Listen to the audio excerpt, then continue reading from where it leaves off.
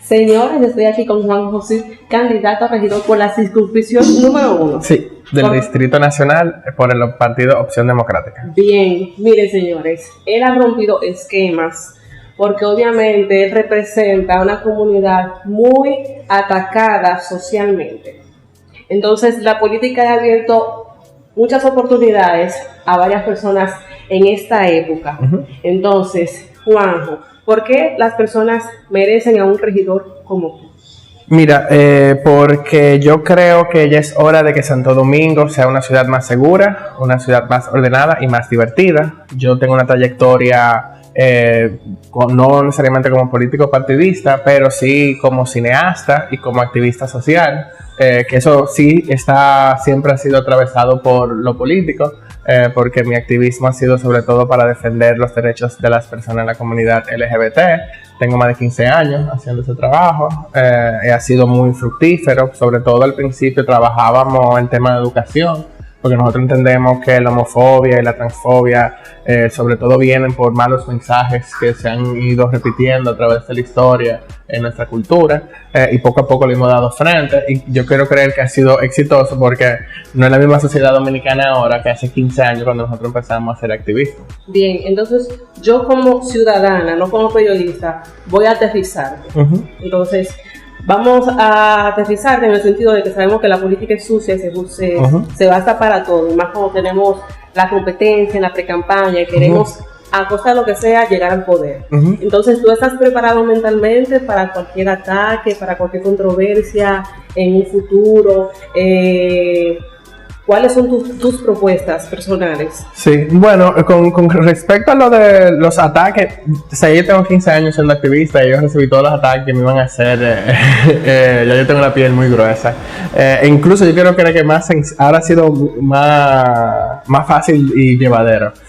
Y mis propuestas son básicamente, estamos trabajando 4 ejes. El eje principal, que es un poco transversal a todo, es el de la alcaldía de noche, que es un departamento que ha tenido éxito en muchísimas ciudades como Ámsterdam, Nueva York, Washington DC, Medellín, Bogotá, Sao Paulo, y básicamente un departamento dentro del ayuntamiento que busca gestionar todo lo que sea actividades nocturnas, desde discoteca, bares, colmadones, teteo, y al mismo tiempo se puede, precisamente eso, se puede como apoyar muchísimo lo cultural en los espacios públicos. Una mezcla. Se puede hacer teatro, y que tiene muchísimo potencial, porque pensándolo primeramente desde la seguridad.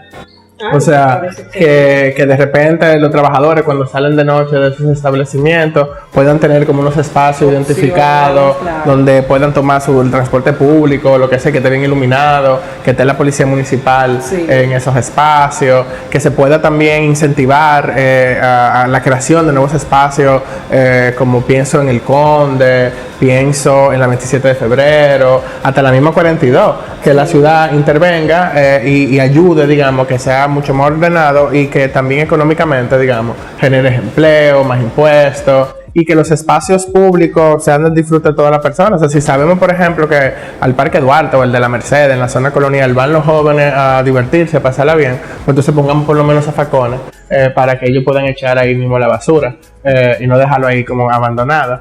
El segundo eje es el de fiscalizar más y mejor el ayuntamiento. Pensemos que el círculo de regidores no se graban las sesiones ni se publican en ninguna parte, como pasa en otros espacios como en el Congreso, en el Senado. La gente se pregunta, ¿qué es lo que hace un regidor? O sea, todo queda como desapercibido. Sí, no, yo hace 4 años ni sabía. O sea, yo sabía que había una figura ahí más o menos, pero yo no tenía ni idea. Y precisamente por muchas razones, porque también aquí la educación cívica realmente fue completamente sacada del pensum, y son figuras que también históricamente, bueno, por lo menos en años recientes, ha sido muy politizadas. O sea, son como personas que los partidos mayoritarios ponen ahí porque consiguen votos, porque mueven a la membresía de los partidos, y no son necesariamente personas que le preocupa el mejoramiento de la ciudad, como fue pensado, digamos, en un principio.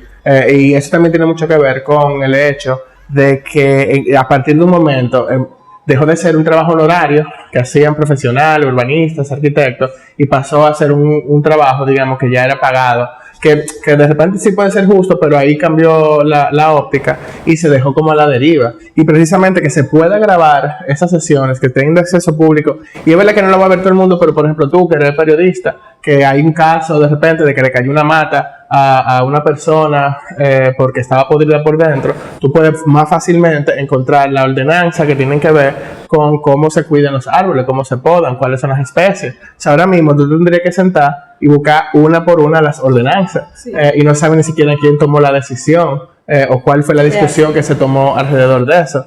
¿Y qué fue lo que influyó a tomar ciertas decisiones? Es así. No quiero terminar de hacerte una de las preguntas más importantes. Tú sabes que vivimos en una sociedad muy machista. Uh-huh. El feminismo por un lado y, o sea, en cuanto al género me refiero. Uh-huh.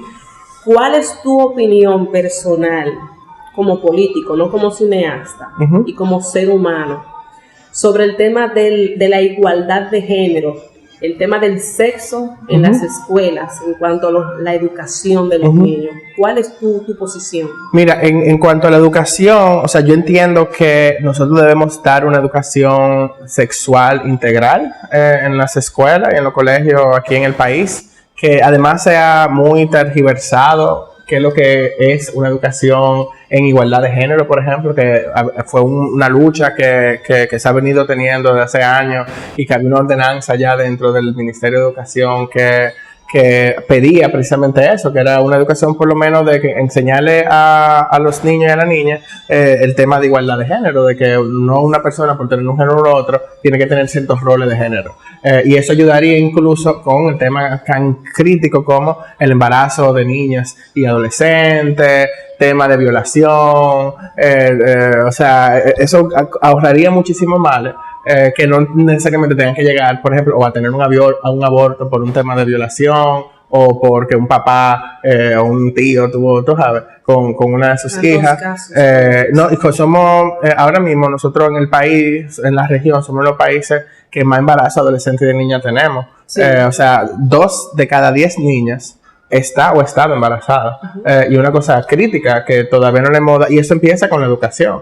Porque incluso para tú poder identificar el abuso, tú tienes que tener cierta educación sexual. O sea, tú tienes que entender cuáles son tus partes, tu cuerpo, conocer el cuerpo, y cómo poderlo decir a otra persona. Si tú no sabes, tú no puedes decirlo. Bueno, señores, esas fueron las palabras de Juan José, representante, también candidato a regidor por la circunscripción número 3. 1. Señores, nos vemos en una próxima entrega. No se pierdan la entrevista exclusiva en Ruta Electoral, donde va a participar junto a Robert Cabral. Nos vemos en una próxima entrega. Bye.